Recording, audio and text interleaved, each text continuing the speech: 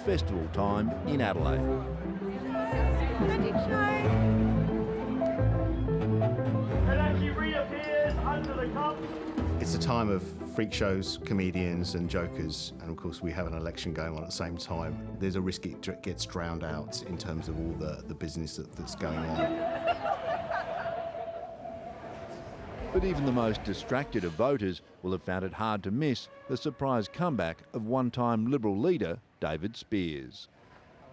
Look, I gave this a lot of consideration and I felt I had a reasonable level of support in the community. In 2024, the then opposition leader suffered a very public downfall when pictures emerged of him snorting a substance off a plate. The 41-year-old was later convicted of 2 counts of supplying cocaine. Look, it's in the past now, but I made bad mistakes. I surrounded myself with people that I shouldn't have, and I made decisions that I shouldn't have done.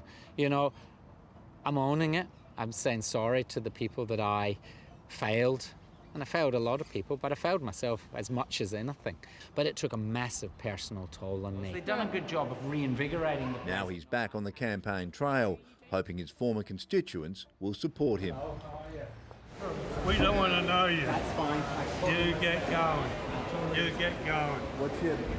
What's your thoughts on David Speirs running? He should be ashamed of himself with what he's done. And he's got the audacity to come back. I hope nobody votes for him. Well, I don't need every vote. I need 50% plus one to get across the line, with or without preferences. And I don't expect everyone to feel that they can trust me. I don't expect everyone to back me. Welcome back. I'm so glad. Thank you. Thank you. You were the best thing ever to happen to us. Thank you. Thank you. Right, Thanks for your support. No, don't. And while some appear prepared to forgive David Speirs' drug use, concerns remain about his conviction for supplying drugs. They say they're tough on crime, but a former state Liberal has been convicted of serious drug offences. Labor is already using the Speirs controversy in attack ads, while his former party has also turned its back on him. Given that the major parties have preference against him, he faces a really significant uphill battle. And there have been legal questions raised too about whether he should be allowed to run. Yeah, the Constitution Act, it primarily relates to if a Member of Parliament was sitting at the time a number of circumstances would take place, would deem them ineligible to continue to sit. It doesn't refer to at the time of nomination. So effectively, if your criminality was in the past, then you are eligible. That's our interpretation. Another former Liberal, Cory Bernardi, is facing an easier political re-entry as One Nation's lead candidate in the upper house. So I think there's just an opening of the mind that governments have disappointed them. There is another alternative, and One Nation is presenting itself as the fiercest voice for ordinary Australians.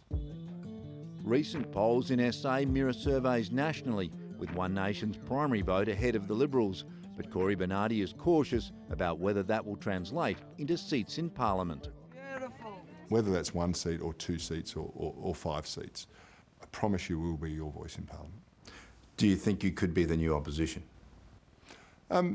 Not really at this point, to be frank. I mean, we don't look at it like that. I would be surprised if they do get a seat in the lower house.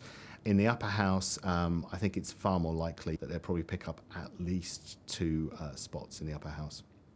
You know, ultimately, if a significant portion of the South Australian electorate casts a first preference vote for One Nation, it does send a message to the major parties and everyone else that, you know, there are people out there who are unhappy. Don't interrupt. At a closely fought SA leaders debate on Friday, don't interrupt me. Fair enough. the One Nation threat came up repeatedly. I'm worried about the rise of populism around the world.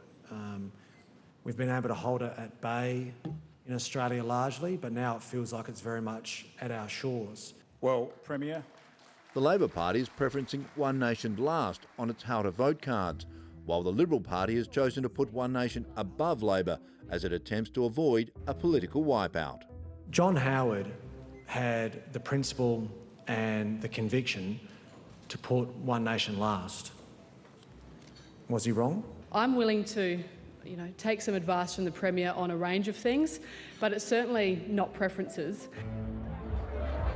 The Labor Party is still expected to win in a landslide, but major parties around the country will be watching the result closely to see just how much momentum One Nation has gathered and if it could potentially influence other upcoming polls, including the Victorian state election in November.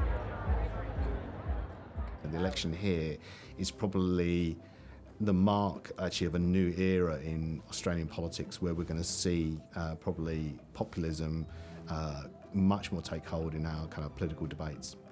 So I think the country is watching what happens here in South Australia. I think there's a real opportunity for us to do well. How well is going to be the question.